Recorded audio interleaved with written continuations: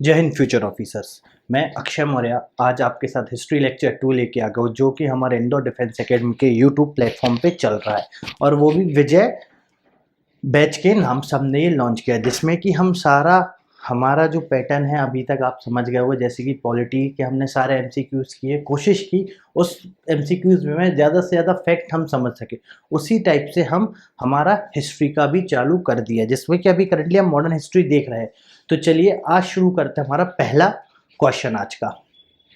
जैसे कि यहाँ पहला क्वेश्चन है कि which of the following institution was founded by Shri Syed Ahmad in 1888। Shri Syed Ahmad ji के द्वारा कौन सा इंस्टीट्यूशन फाउंड किया गया? तो पहला मुस्लिम लीग, ये तो आपको पता है किसने फाउंड किया। अपर इंडियन मोहम्मदीन एसोसिएशन, ये भी नहीं है। नेशनल कॉन्फ्रेंस, ये भी नहीं। जैसे कि इसमें करेक्ट आंसर होगा आंसर बी, पेरियोडिक एसोसिएशन। ये किसने फाउंड की है? सर सैयद अहमद इन 1888 में जी। चलिए 27th की ओर बढ़ते हैं। जैसे कि 27th हमारा आज का, which of the following was called the saint of Dakshineshwari. जो दक्षिणेश्वरी माता कैलकटा जी, उनके संत कौन थे जी? तो इसमें विवेकानंद जी नहीं, चैतन्य महाप्रभु नहीं, संत ज्ञानेश्वर भी नहीं, रामकृष्ण परमहंस। जी हाँ, option D is a correct answer, Ramakrishna Paramahamsa. अब रामकृष्ण परमहंस का जी का नाम आ गया तो इससे आपको और क्या याद आ रहा होगा? रामकृष्ण मूवमेंट, ये याद आ रहा होगा। रामकृष्ण मूवमेंट जो कि फाउंड किया गया था किनके द्वारा? स्वामी विवेकानंद जी के द्वारा। इनका ओरिजिनल नाम क्या है? नरेंद्र नाथ दत्ता, इनका ये ओरिजिनल नाम है। जैसे स्वामी विवेकानंद में ये रामकृष्ण परमहंस जी के शिष्य रहे। अब आ जाइए रामकृष्ण परमहंस जी के। एक चीज रामकृष्ण परमहंस जी से आपको ये याद रखनी है कि राम कृष्णा मठ इनने खुद ने फाउंड किया है जी। यहां तक आपको सारी चीजें याद हो जानी चाहिए कि रामकृष्ण परमहंस मठ फाउंडेड बाय रामकृष्ण परमहंस, और रामकृष्ण मूवमेंट या mission was started by Swami Vivekananda. Swami Vivekananda ji का रियल नाम क्या है? नरेंद्र नाथ दत्त साहब जी। अब रामकृष्ण जो है मिशन का एक इंपॉर्टेंट बात आ जाती है। रामकृष्ण, इसका हेड क्वार्टर कहाँ था? रामकृष्ण मिशन का हेड क्वार्टर बेलूर था, याद रखिएगा ये चीज। तो आज हमने रामकृष्ण से जुड़ते हुए सारे क्वेश्चन देख लिए। चलिए क्वेश्चन नंबर 28। आज का क्वेश्चन नंबर 28 जो है, who was the governor general when the 1857 revolt broke out. 1857 का जब रिवोल्ट हुआ तो उस समय गवर्नर जनरल कौन था इंडिया का? तो आप सभी को पता है, Lord Canning will be the right answer. Answer A will be the correct one. Lord Canning उस टाइम के हमारे गवर्नर जनरल थे जब 1857 में रिवोल्ट ब्रोक आउट हुआ। अब जैसे कि यहाँ हमें 2-3 गवर्नर जनरल के नाम दे दिए, जैसे डलहौजी, हेस्टिंग, कर्जन, तो इनके बारे में भी हम थोड़ा बहुत जान लेते हैं। जैसे कि Dalhousie doctrine of lapse, postal system चालू कर, टेलीग्राफ सिस्टम, इंडियन रेल चालू करने वाले ये व्यक्ति थे। तो किनके द्वारा? डलहौजी के द्वारा क्या क्या हुआ? डॉक्ट्रिन ऑफ लैप्स, मैं शॉर्टकट में दिखते रहा हूं, doctrine of lapse DOL, postal start करने वाले, टेलीग्राफ स्टार्ट करने वाले, टेलीग्राफ, और इंडियन रेलवे, इंडिया में रेलवे स्टार्ट करने वाले ये पहले व्यक्ति थे। डॉक्ट्रिन ऑफ लैप्स आपको याद होगा, झांसी वाला कांड, झांसी की रानी लक्ष्मीबाई, ये चीज हो गया। और क्या हो सकता है इसमें? पोस्टल स्टाम्प सिस्टम चालू करने वाले। फर्स्ट पोस्टल स्टाम्प कब चालू हुआ था? फर्स्ट पोस्टल स्टैम्प कब चालू हुआ था? 1854 में। यहाँ से एक क्वेश्चन, एक फैक्ट और दे दिया मैंने आज आपको। टेलीग्राफ सिस्टम कब चालू हुआ था? चलिए ये भी बता देता हूँ, 1852 में। यहाँ से आप याद रखिए, देखो पोस्टल सिस्टम चालू हुआ इंडिया में, पहला पोस्टल कब हुआ? 1854 में। उसमें 2 साल पहले उसके क्या चालू होता है इंडिया में? टेलीग्राफ सिस्टम जी। अब यहाँ से डलहौजी के बारे में बहुत सारी चीजें इंपॉर्टेंट है, ये कुछ चीजें जो आपको याद रखनी चाहिए डलहौजी जी का कंप्लीट करके। अब हम समझेंगे इसका करेक्ट आंसर, तो इसका करेक्ट आंसर ए है, तो इधर ऐसा करते। अब हम समझ लेते हैं थोड़ा वॉरिंग हेस्टिंग जी के बारे में, लॉर्ड हेस्टिंग जी के बारे में, जो कि एक समय के बहुत हमारे इंपॉर्टेंट रहे। तो इनने क्या किया है, सीआईडी, इंडिया में डेवलपमेंट ऑफ सीआईडी किया है। ये चीज आप एक याद रख लीजिए। नॉर्मल नॉर्मल चीजें मैं आपको बता रहा हूँ, इनके डीप में जैसे जैसे हम आगे बढ़ेंगे वैसे वैसे समझेंगे। यहां तक कोई दिक्कत नहीं हो रहा होगी। अब हेस्टिंग जी के बारे में भी समझ लेते हैं। जैसे इजारेदारी सिस्टम था जो टैक्स का इनने लागू किया था, कब, 1772 में जी। इजारादारी सिस्टम जिसे बोला गया था माल जमीनी सिस्टम। ये चीज आपको बिल्कुल अच्छे से याद हो जानी चाहिए हेस्टिंग जी के बारे में। और क्या हो सकता है हेस्टिंग जी के बारे में, बस यही एक इंपॉर्टेंट चीज है जो कि आपको याद रखनी है। अब कॉर्नवालिस, कॉर्नवालिस वो है जिन्होंने परमानेंट सेटलमेंट लाए। अब देखिए Cornwallis, Hasting Curzon, sorry line, चलिए कॉर्नवालिस के बारे में भी आपको बता ही देता हूँ। Cornwallis ji, father of Indian civil services, ये बहुत अच्छे से याद रखिएगा। Father of Indian civil services Lord Cornwallis. अब आ जाइए, which of the following was not one of the political association to be set up during the pre Congress phase, pre Congress phase before the revolt 1857। Pre Congress phase के पहले कौन सा association setup था India में, तो the Indian association will be the correct answer. चलिए question number 30 की ओर चलते, मैं पढ़ता हूं यहां से। विच of the following was the immediate cause which precipitated the सिपाही म्यूटनी ऑफ 1857। कौन सा मेन रीजन था सिपाही म्यूटनी का, अब याद बताइए। Wide disparity between the salaries of native सिपाही एंड द ब्रिटिश सोल्जर, देखते हैं। Bid to convert the Indians to Christianity, नहीं। Introduction of cartridges greased with cow and pig fat, Dalhousie doctrine of lapse, अभी बताया मैंने आपको। इन चार में से कौन सा ऑप्शन सही है, आपको मैं 5 सेकंड देता हूँ, आप जब तक जवाब दीजिए।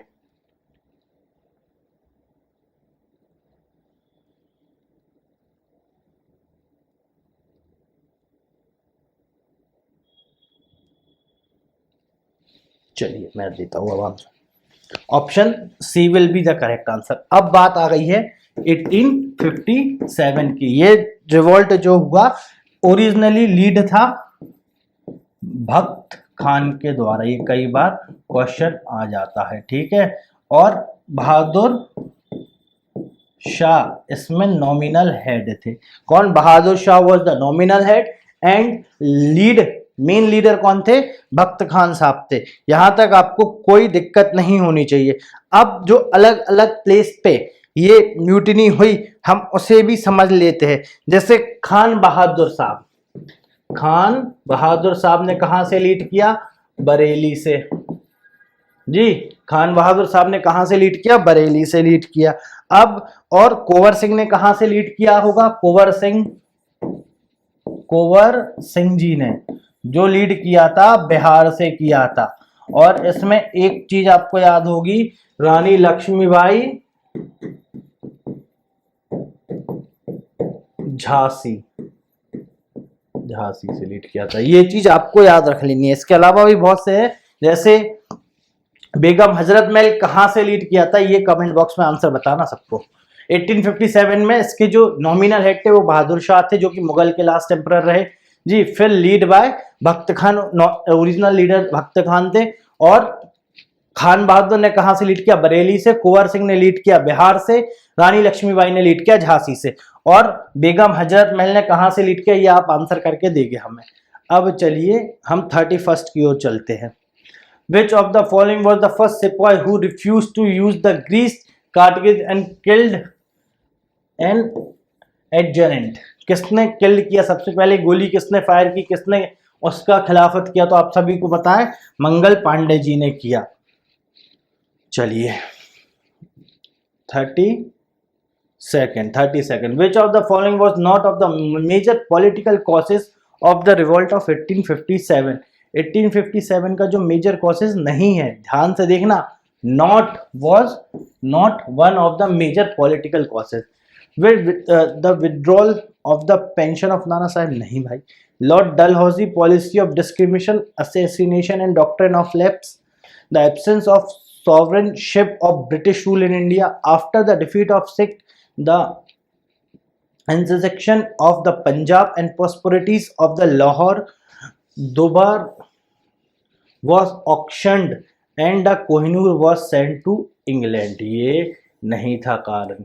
ये तीन मेन कारण थे, मेजर पॉलिटिकल कारण, और बहुत से इकोनॉमिक क्राइसिस भी थे. इकोनॉमिक्स क्राइसिस में जैसे इसमें तीन रहे 1857, पॉलिटिकल क्राइसिस, इकोनॉमिक क्राइसिस और मिलिट्री इशू. मिलिट्री इशू काय की वजह से आया था?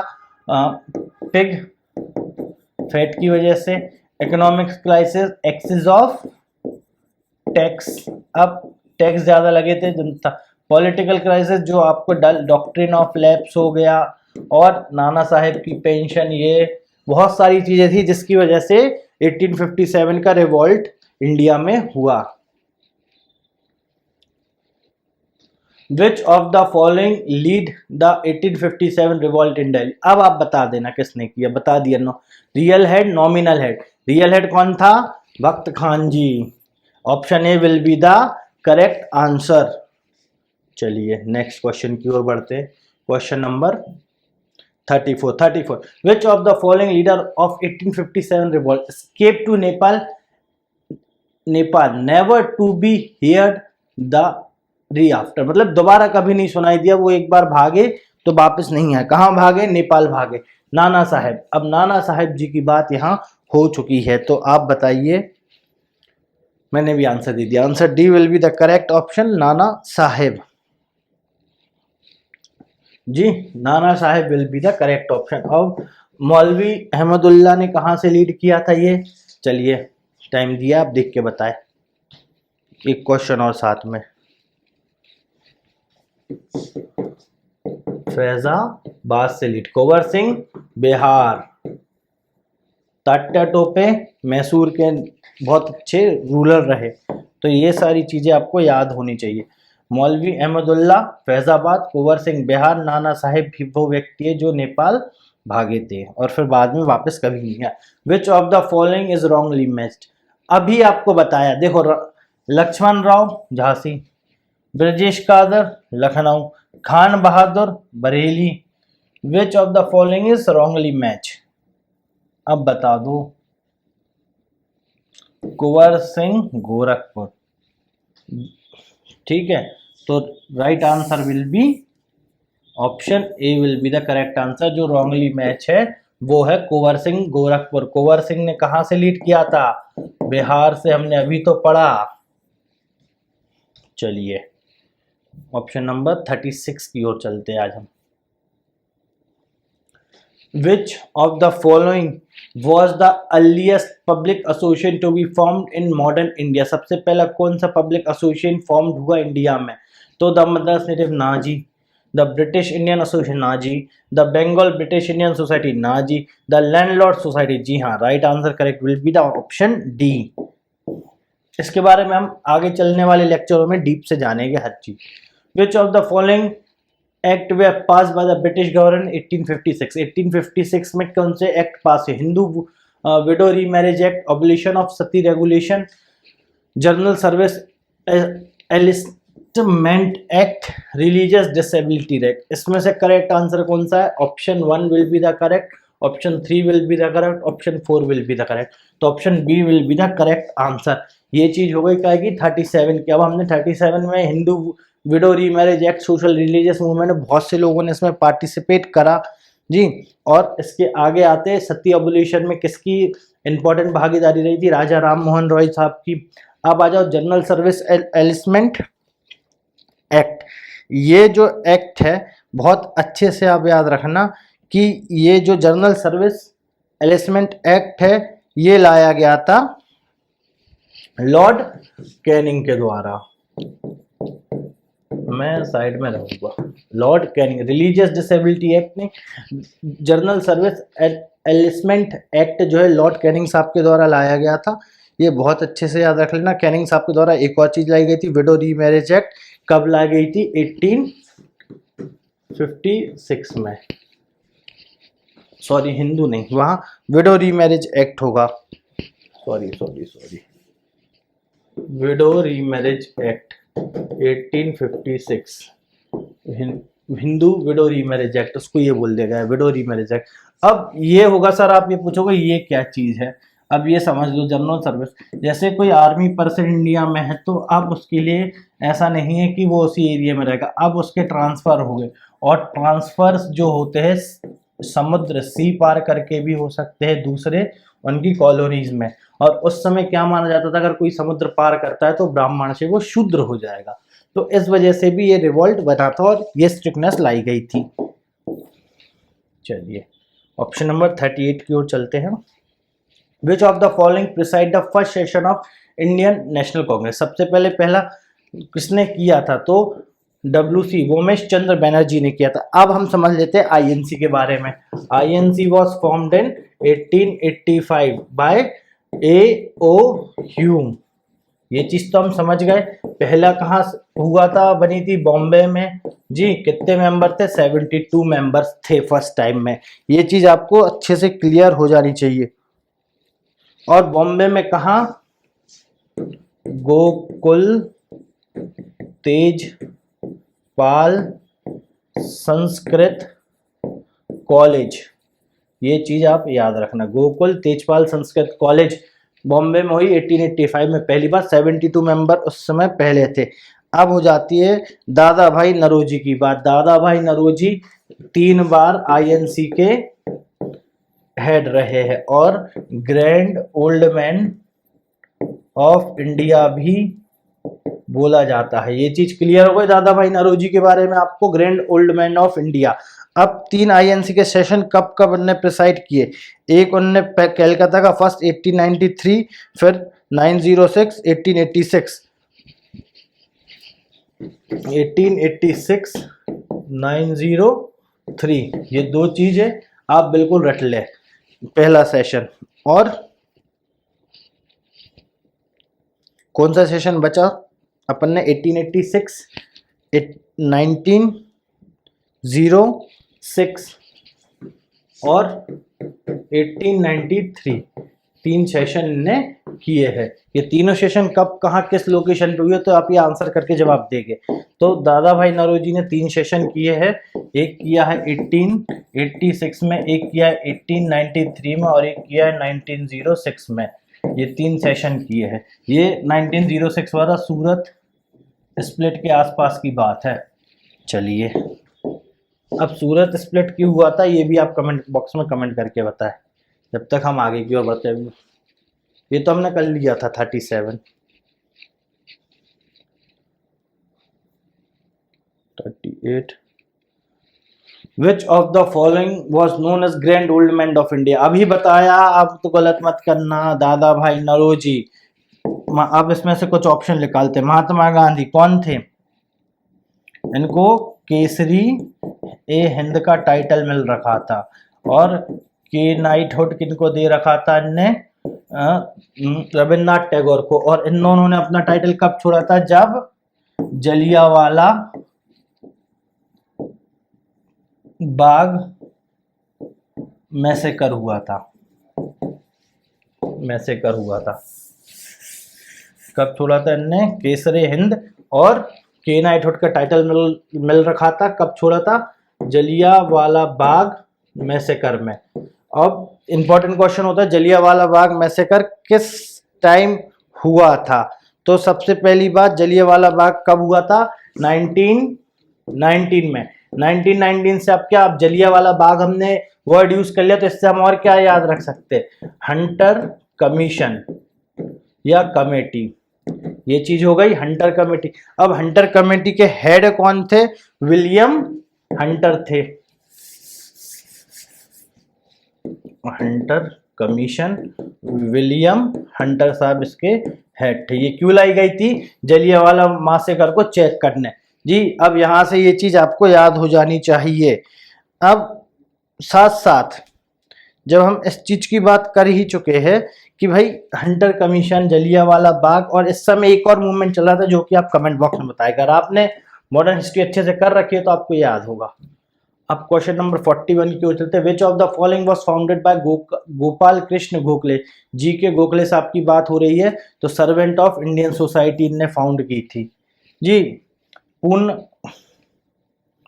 कई चीजें अभी छोड़ रहा हूं जो अगले आने वाले लेक्चर में आपको कंप्लीट होती जाएगी फैक्ट के साथ। Who of the following said that the Congress is in reality a civil war without arms. किसने कहा था ये? तो ये कहा था सर सैयद अहमद जी ने। लॉर्ड कर्जन बारे में मैं बता चुका हूँ। डफरिन के बारे में एम ए जिन्ना कौन है? मुस्लिम लीग पार्टी के, जिन्होंने पाकिस्तान बनाया, पर आज वो इंडिया के भरोसे पे है कि इंडिया एक बार उसको गोद ले ले वापस। तो इसलिए कहा जाता है कि हड़बड़ी में या खुद के बेनिफिट के लिए कभी भी कोई डिसीजन नहीं लेना चाहिए। एम ए जिन्ना ने लिया, आज देख रहे हो क्या हो रहा है। अब question number 42, the first session of Congress was held at. अब तो ये बता चुका हूं मैं, ये हर कोई बता सकता है। इस लेक्चर को जिसने कंप्लीट देखा ये हर कोई बता देगा। Option C will be the correct answer. Bombay under the presidentship of WC Banerjee. जी। एओयूम तो फाउंडर हो गए 1885 में। कहा हुआ? बॉम्बे। बॉम्बे में भी कहा? गोकुल तेजपाल संस्कृत कॉलेज में। और उसमें कितने मेंबर रहे? 72 डेलीगेट्स मेंबर रहे थे। ये चीज आपको सारी चीजें बता दी गई है। तो इसका राइट आंसर ऑप्शन सी हो जाएगा। Option C will be the correct answer. अब चलते हम 43rd की ओर। Which of the following leader was not a moderate. कौन से लीडर मॉडरेट नहीं थे? Was not the moderate. Moderate मतलब एक दो लीडर हुआ हमारे यहाँ, मॉडरेट और एक्सट्रीमिस्ट। एक्सट्रीमिस्ट जो बिल्कुल लड़ाई झगड़े मतलब आर्मी टाइप वाले रास्ते में, रेबिलियन वाले रास्ते पे चलने में यकीन रखते, और मॉडरेट जो शांति से सत्याग्रह से अपनी बात मनाने वाले। तो अब जैसे सुरेंद्र नाथ बनर्जी एयूम तो हटा दो, अब बचे 3 ऑप्शन। तो इसमें से मॉडरेट कौन नहीं है? सुरेंद्र नाथ बनर्जी मॉडरेट थे, जी के गोखले साहब मॉडरेट थे, तो एक ही ऑप्शन बचता है लाला लाजपत राय जो कि मॉडरेट नहीं थे। LLR। अब question number 44, the largest scale expression of military nationalism for the first time was against. सबसे पहली बार किसके खिलाफ मिलिटेंट नेशनलिज्म हमें देखने मिला था? किस घटना के टाइम? तो ऑफिस सेक्रेटरी एक नाजी, द इंडियन काउंसिल एक नाजी, सेडेशन मीटिंग एक नाजी। तो एक ही ऑप्शन बचता है, पार्टीशन ऑफ बंगाल 1905। 1905 के पहले 19 इसके आगे 1906 में दादा भाई नौरोजी हेड रहे। अब पार्टीशन ऑफ बंगाल हो रहा है, पार्टीशन ऑफ बंगाल हो रहा है, तो इसके लिए भी कुछ एक्शन लिया गया होगा। पार्टीशन ऑफ बंगाल के लिए क्या कौन सी मूवमेंट आई थी? स्वदेशी मूवमेंट, मेक इन इंडिया, इसके साथ मर्ज किया गया था एंटी पार्टीशन कैंपेन्जी को। Swadeshi movement was merge with anti partition कैंपेन्जी को, और इन दोनों को साथ में चालू किया गया था, जो कि स्वदेशी मूवमेंट 1903 में चालू थी। जी। तो ये चीज आप बहुत अच्छे से याद रखना। और ये किसके अगेंस्ट थी कि पार्टीशन हो रहा था 19, ये मैं रब कर देता हूं, पार्टीशन हो रहा था 1903 में बंगाल का। तो 2 बंगाल बन रहे थे, एक बन रहा था वेस्ट बंगाल, एक बन रहा था ईस्ट बंगाल। जी। आज के हिसाब से वेस्ट बंगाल आज हमारा पार्ट है, ईस्ट बंगाल मतलब बांग्लादेश वाला पार्ट है। जी। ये पार्टीशन हुआ था जिसके लिए स्वदेशी मूवमेंट को मर्ज किया गया था एंटी पार्टीशन मूवमेंट के साथ 1903 में। चलिए, तो आज हमने आज के क्वेश्चन पूरे कंप्लीट कर लिए। एक minute, sorry, last question, why was the स्वदेशी मूवमेंट स्टार्टेड? ये लो आ गया क्वेश्चन, अभी बताया था। अब इसमें देखते हैं कहाँ ऑप्शन है। Lord Curzon divided the Bengal, पहला ही ऑप्शन सही है, option A will be the correct. Divided by Bengal, west Bengal और east Bengal. Swadeshi movement was merge anti partition कैंपेन्जी और मर्ज विद स्वदेशी मूवमेंट इन 1903। जी यहाँ से आपको सारी चीज़ें याद हो जाएगी।